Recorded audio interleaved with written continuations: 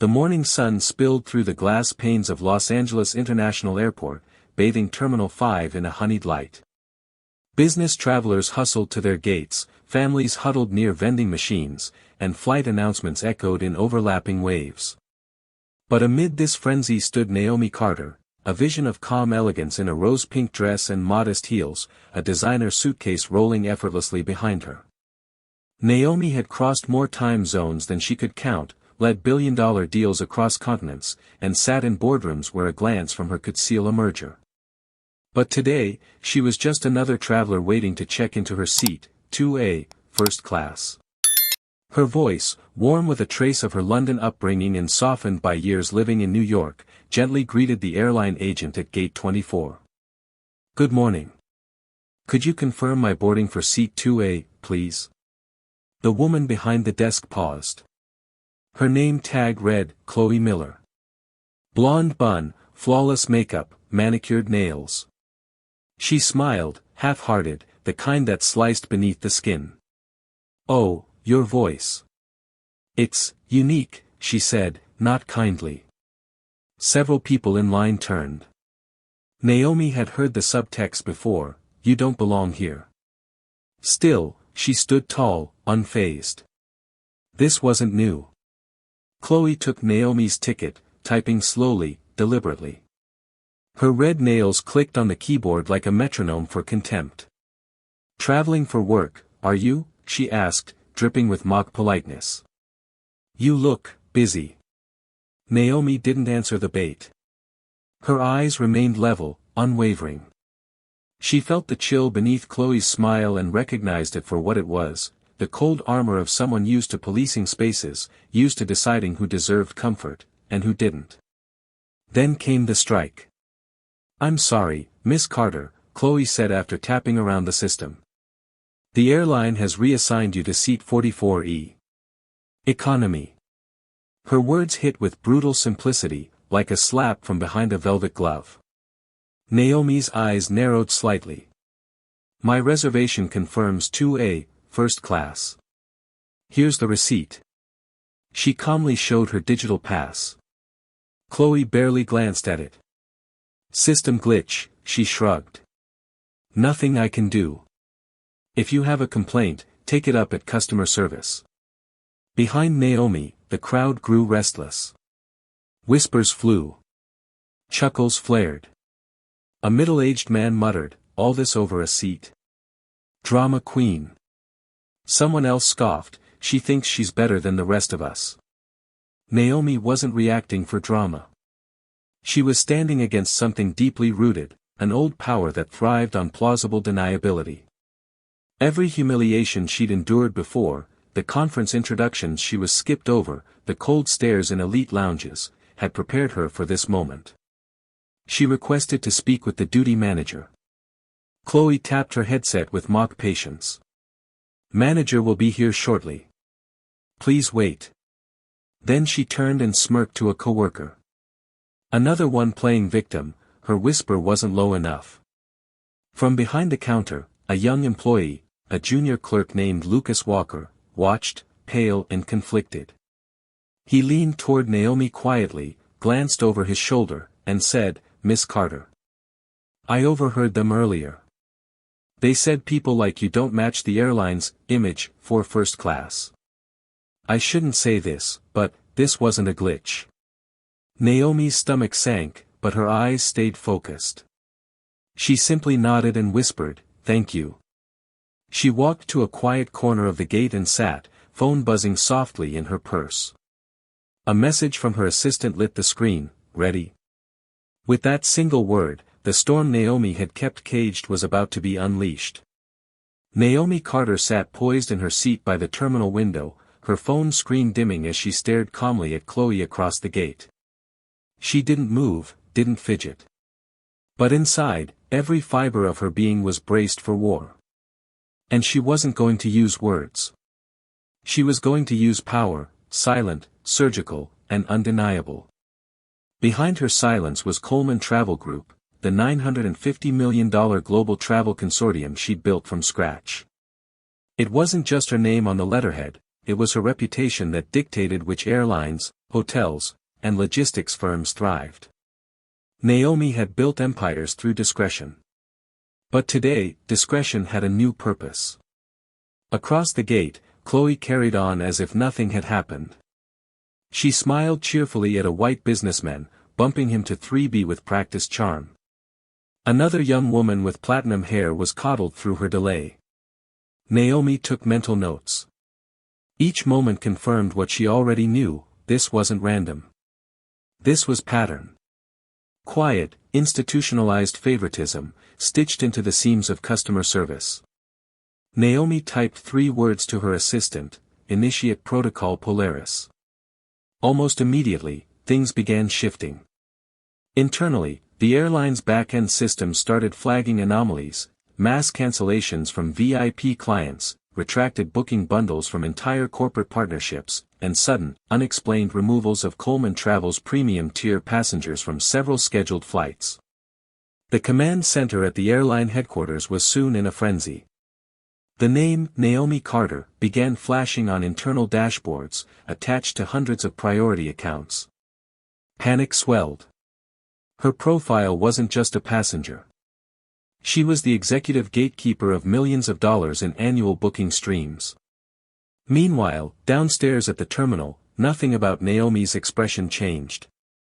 But behind her gaze, an empire shifted. Employees at the counter began receiving strange alerts. VIP names started vanishing from upgrade lists. Customer service lines rang non-stop. Something was wrong, and Chloe was too deep in self-satisfaction to see it coming. Suddenly, Lucas Walker's phone buzzed. He turned pale as he scanned the email: internal alert, do not adjust seating for Coleman Travel passengers without executive-level authorization. Freeze all interactions. Report anomalies from Gate 24 immediately. His breath caught in his throat. Over by the gate, Chloe continued her charade, oblivious to the tremors radiating from her smug decision.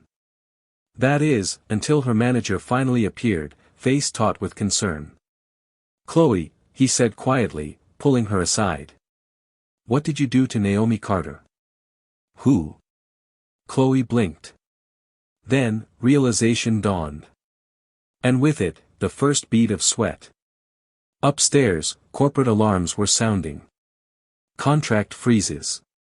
Alliance reviews. Partnership terminations.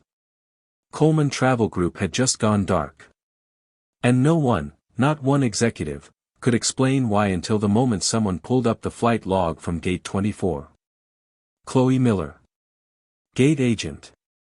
Incident with Naomi Carter. In that moment, Chloe understood that her petty act of prejudice had started a landslide. Chloe's world, once held tightly together by smirks and silent judgments, began to fray at the seams. She tried to compose herself in front of her manager, but the rising buzz in the terminal was unmistakable. Passengers noticed the confusion behind the counter. Phones rang constantly. Staff whispered in hushed tones. Naomi had said only 5 words before walking away: I hope you're ready, but now those words hung in the air like prophecy. Across the room, Naomi remained unmoved, legs crossed, posture still regal as ever. She didn't need to storm back and scream. She didn't need to raise her voice. She had already made her move, one that could take down an entire global airline if she wanted. Inside the airline's control center, chaos brewed. Coleman Travel's entire booking system, which had been the backbone of first-class and VIP sales for over a dozen international airlines, had gone offline. Bulk reservations for high-value clients vanished. Thousands of loyalty points were reversed. Executives from Europe to Singapore were now calling the airline CEO, demanding to know why Naomi Carter's team was severing ties mid-quarter. In real time, entire flight manifests started to collapse. Lucas Walker stared at his monitor as data scrambled. He felt sick. This wasn't a glitch. It was retribution, the kind that didn't announce itself with fury but came with a polite nod, a final look, and the collapse of everything underneath.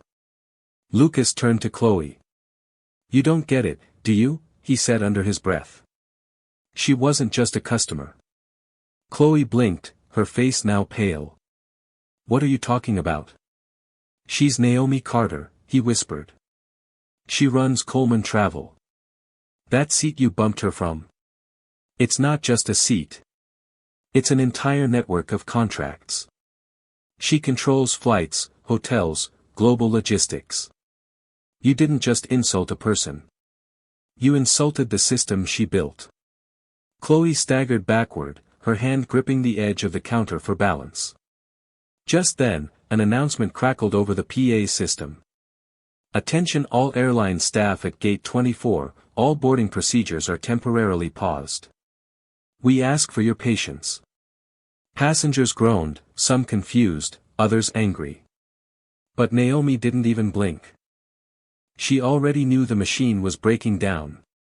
A second email blasted through the airline's executive group chat. Urgent, Coleman Travel has issued a directive suspending all flight partnerships with us indefinitely. All Diamond and Platinum tier contracts under immediate review. Potential financial exposure estimated in excess of $400 million. Investigate Gate 24 incident, Priority 1. Meanwhile, in a restroom near the terminal, Grace Turner, the young flight attendant who had looked away earlier, now gripped the counter, her reflection trembling. She remembered Naomi's eyes, strong, hurt, quietly pleading for someone, anyone, to speak up. And she had turned away. Grace pulled out her phone, opened her notes, and typed up everything she had seen that morning. She didn't know what she would do with it yet. But she knew she couldn't stay silent anymore. Back at the counter, Chloe desperately tried to log into the internal system to fix Naomi's seat, too late. Her access had been frozen. A flashing red message appeared, action denied. Internal audit in progress. Her breath caught. She turned to her manager. I was just following procedure, she stammered. There was a glitch. I didn't know who she was. But it didn't matter anymore. Naomi had already left. Not just the gate. She had boarded a different flight on a partner airline that respected her without knowing her name. Chloe Miller, Lucas Walker, Grace Turner, they were left to face the fallout. And the truth. What began as a moment of silent dismissal had now grown into a worldwide reckoning. By the time Naomi Carter's original flight took off, without her, what had started as an insult at a check-in counter had already exploded into a corporate disaster. In a secured boardroom hundreds of miles away, the CEO of the airline stood grim-faced as his executive team read from an urgent dossier marked in red, immediate risk, Coleman Travel Partnership collapse. One executive leaned forward. She's the one who wrote the coalition guidelines on ethical travel standards. She's not just a client, she's a benchmark. She controls over $950 million in annual international bookings. Another chimed in, pale as chalk. Sir, this wasn't a system error. This was discrimination. From our own staff. It's in the report. He slid across a statement, typed by Lucas Walker just hours earlier. It outlined the conversation overheard before the incident, including Chloe's comments about passengers not matching the brand image and being intentionally bumped based on strange voices or appearances.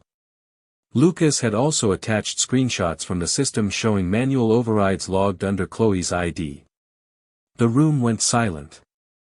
Across the hall, a mid-level manager burst in. Sir, our partners in Asia just issued a joint suspension of all bookings tied to our loyalty program. Japan, Singapore, Thailand. They're pulling out unless we address this within 24 hours. Someone groaned audibly. That's half our high-margin routes gone overnight. But the fallout wasn't confined to business strategy meetings. Word of the incident at Gate 24 had begun spreading like wildfire through private WhatsApp groups, email threads, and even employee forums. By mid-afternoon, anonymous airline workers began submitting their own stories of similar bias, instances where frontline employees had quietly demoted or stonewalled certain travelers due to accent, ethnicity, or appearance. Naomi's silence had done more than spark fear. It had sparked self-reflection. Downstairs, Chloe sat on a bench in the break room, face buried in her hands. Her phone buzzed with news alerts, internal leaks about the scandal, corporate partners withdrawing, and a quiet yet powerful public post from Coleman Travel's official channel. Effective immediately, Coleman Travel has suspended operations with any airline failing to meet our human dignity standard. No warning. No appeals. Dignity is not negotiable. It wasn't tagged to a video. There was no grandstanding, no explanation. But everyone knew what it meant. Grace Turner, still pale and shaken, stood outside the manager's office door with trembling hands and a printed letter clutched tightly in her grip. She had finally written her report. In it, she confessed not only to what she had seen, but to her own failure to intervene. Inside, her manager nodded quietly as she read it, eyes dark. "Thank you, Grace," was all she said. "We'll be conducting interviews today. Be ready." Back on the East Coast, Naomi Carter entered her headquarters at Coleman Tower. The glass doors parted with a soft hiss, her executive team standing at attention as she stepped into the main strategy room. She was calm, unreadable. Naomi didn't ask for updates. She didn't inquire about the status of severed partnerships. She simply sat at the head of the table and opened a sleek folder, her voice level. "We're not negotiating." One of the directors raised an eyebrow. "Not even if they offer to publicly apologize?" Naomi shook her head. "This wasn't about me. It was about the system they built. And that system is finished." She looked up, eyes cutting through the room. "Prepare a new slate of contracts. We're rebuilding everything from scratch." Across the room, her team exchanged glances. There was no doubt. The message was clear: Coleman Travel would no longer tolerate passive complicity or whispered apologies. Any partner, no matter how large, who violated those values would be cast out without ceremony. For the first time, an industry titan wasn't just making a statement. She was reshaping the entire framework of power, and doing it quietly, with precise, permanent actions. And the ripples had only just begun. The corporate world was still reeling, but Naomi Carter wasn't waiting for it to catch up. 3 days after the incident at LAX, she stepped onto the private grounds of a secluded retreat center just outside Denver. There were no cameras, no press, no applause. Only a group of business leaders, partners, and executives Naomi had personally invited, individuals who had proven, through years of action, that they valued people over politics, dignity over dollars. This wasn't a public reckoning. It was the quiet founding of a new order. Inside a rustic conference room surrounded by pine trees and floor-to-ceiling windows, Naomi addressed the group. No slideshow. No podium. Just her presence. "I'm not here to talk about what happened at Gate 24, she said evenly. "I'm here because what happened there happens everywhere, and we all know it." A few attendees lowered their eyes. Others nodded grimly. Naomi continued, "What I want to build isn't a safer version of the same broken system. I want to build something entirely different. A travel ecosystem where fairness is the baseline. Where silence isn't the shield of cowards. Where the smallest voice in the room carries as much weight as the loudest." Murmurs of agreement swept through the group. One executive from a boutique hotel chain stood up. "We've always wanted to push back against how the big networks operate, but we didn't have leverage.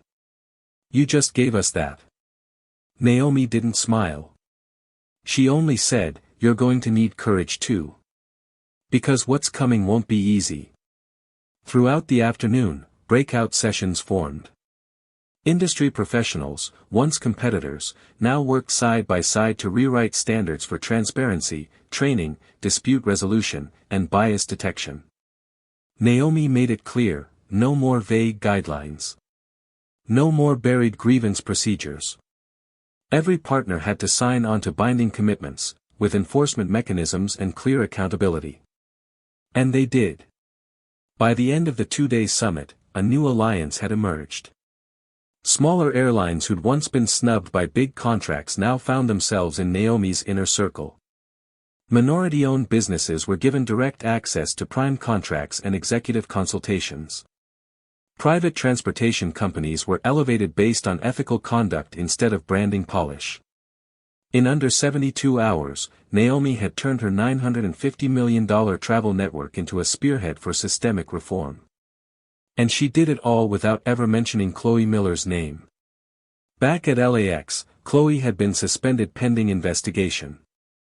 Lucas, meanwhile, submitted a detailed log of every override command tied to Naomi's name, and a request to formally testify. Grace, too, had been placed on administrative leave, not as punishment, but to prepare for the internal reckoning underway. Whispers circulated, Naomi was reviewing internal staff logs across all airports her company's partners serviced. Anyone flagged for similar behavior? Blacklisted. No appeal. One senior airline director reportedly said, "This is worse than a scandal. She's building a new industry standard. If we're not in it, we're out, for good." But Naomi wasn't finished yet. As her team finalized the new Dignity First certification criteria, news began to spread inside industry circles. Her platform was not just a disruption. It was the new gatekeeper. Hotels, flight companies, and agencies that once believed Naomi's influence was merely financial began to understand, her real power was cultural. She had become the moral axis of modern travel. And with each day that passed, more partners fell in line. Some begrudgingly. Others with genuine remorse. But all of them now understood, one act of arrogance at a gate had fractured an empire, and out of its rubble, something much stronger was being built. The ripples of Naomi Carter's quiet revolution had turned into waves. Within 2 weeks, more than 30 airlines, hotel chains, and global transport providers had signed on to the Dignity First partnership framework. Entire departments were reshuffled, training programs revamped, and discriminatory incident logs reopened and investigated. For the first time, industry giants were being held accountable, not by law or viral outrage, but by access. Access to the most powerful travel network on Earth. And the woman who triggered it all? She still hadn't said a word publicly. That silence was intentional. It wasn't indifference. It was power. Naomi didn't need a press conference to prove a point. Her message was in the contracts severed. The partnerships cancelled. The policies rewritten. And in the hundreds of people, employees, clients, executives, who wrote to her daily to say, "Thank you for doing what we were too afraid to." But not all responses came in support. A few of Naomi's oldest partners tried to salvage their standing. One airline CEO, whose company had demoted over 17 Coleman clients in a single year, offered a $2 million donation to Naomi's foundation in exchange for reconciliation and reintegration. Naomi rejected it in under 2 minutes. No apologies through checkbooks, she told her general counsel. They can join the new standard like everyone else. Or they can watch from the outside. Meanwhile, inside Coleman Tower, her team moved like a machine, leaner, sharper. Naomi had quietly installed a new internal review unit, a 5-person committee trained in auditing behavior, partner conduct, and whistleblower protection. And for every report substantiated, real action was taken. Contracts paused. Benefits revoked. Investigations launched. Every company linked to Coleman had a choice: evolve, or evaporate. And that choice extended down to individuals. Chloe Miller sat alone in a corporate hearing room weeks after the incident, stripped of her gate privileges, her employee login revoked. She looked exhausted. Her lawyer had advised her to keep quiet, but when the panel asked if she had anything to say before her final review, Chloe stood. "I thought I was in control," she admitted, her voice shaky. "I thought I could get away with it because I always had." She glanced at the window behind them. "I didn't know who she was. But that's the point, isn't it? I shouldn't have needed to know her name to treat her with respect. The room was silent. There was no applause. No forgiveness. Just a record. Chloe was formally terminated, with a permanent mark against her name in the International Travel Employee Registry, a new measure introduced under Naomi's Ethical Compliance Pact. Lucas Walker and Grace Turner had a different outcome.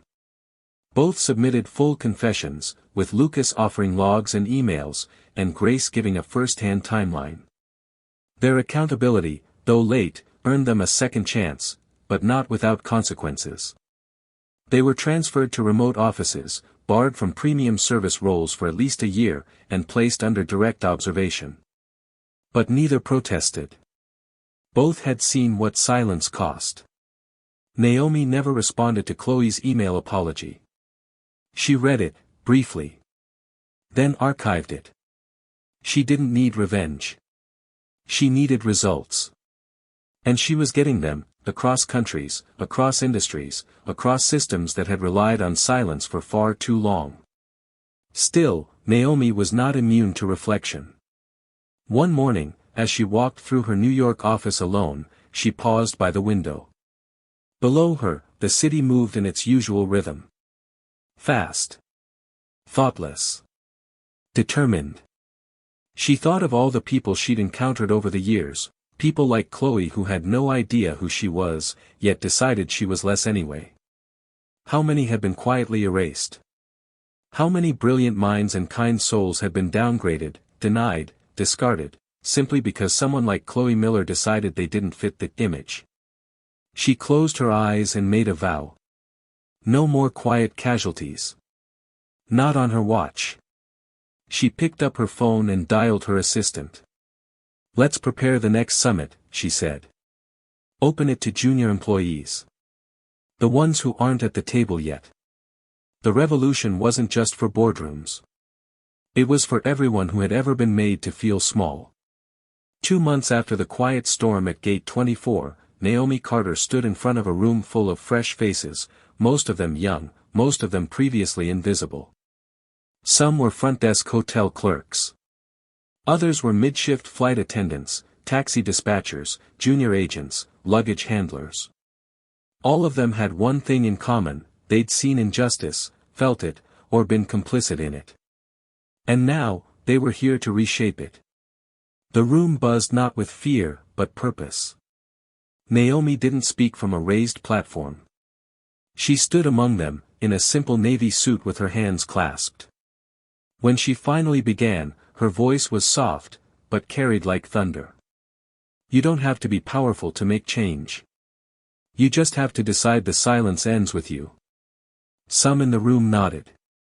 Others blinked back emotion. These weren't executives chasing prestige. These were the foot soldiers of the travel world, those who'd been told to stay in their lanes, to keep their heads down, to follow the rules even when the rules were broken. Now, Naomi was putting the pen in their hands. She rolled out a new program that day, Echo Access, an initiative that allowed anonymous reporting of bias, abuse, or complicity within any partner company. Every report would go directly to an independent review board funded by Coleman Travel, but entirely autonomous. Silence is no longer safe, Naomi said. For anyone. The announcement made headlines in every major business outlet by morning. Industry insiders couldn't ignore her anymore. Her name was no longer just tied to luxury, it was tied to reform, to equity, to transformation. Meanwhile, several of the original partners Naomi had cut off during the crisis sent new requests for reconsideration. One large airline group even offered her a keynote slot at their annual global summit. She declined. Instead, Naomi sent a representative, an employee named Grace Turner.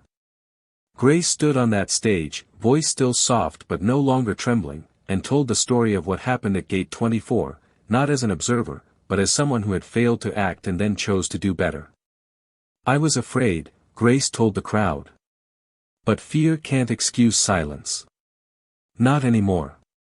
The audience listened in stunned silence.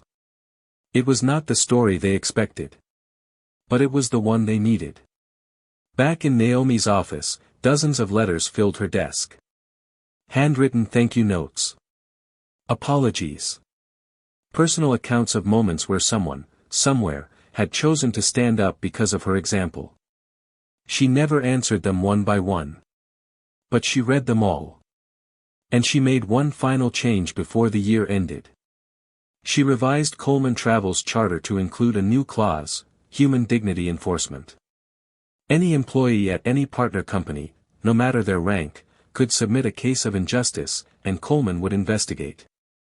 A single confirmed violation would be enough to freeze all business. The message? Power doesn't flow from title. It flows from choice. And every choice has weight. Chloe Miller's name would never be mentioned again in Naomi's speeches, interviews, or strategies. That's not how Naomi operated. Her legacy wasn't built on dragging people down, it was built on pulling entire systems up. But every agent behind a counter, every employee with quiet authority, now knew that a single glance, a single keystroke, a single smile or smirk, could trigger a collapse. Naomi had changed the rules. And no one would forget. She walked through the airport again a few weeks later, just as she had that morning, but this time, something had shifted. A new gate agent looked up at her and smiled, not the condescending kind. A genuine one. "Welcome, Miss Carter," he said, clearly aware of who she was. "Thank you for everything." Naomi smiled back. "Just doing my part." She walked through the terminal, no headlines, no cameras, just a quiet storm in motion. Naomi Carter didn't shout. She didn't curse. She didn't even complain. She simply acted, and the world changed. Her silence wasn't surrender. It was strength. The kind of strength that makes institutions tremble and people wake up. Remember this, you don't have to raise your voice to raise the standard. If this story moved you, share it with someone who needs to hear it. Comment below, what would you have done in Naomi's place? And subscribe to True Echo for more stories that expose the unseen and celebrate the unshakable.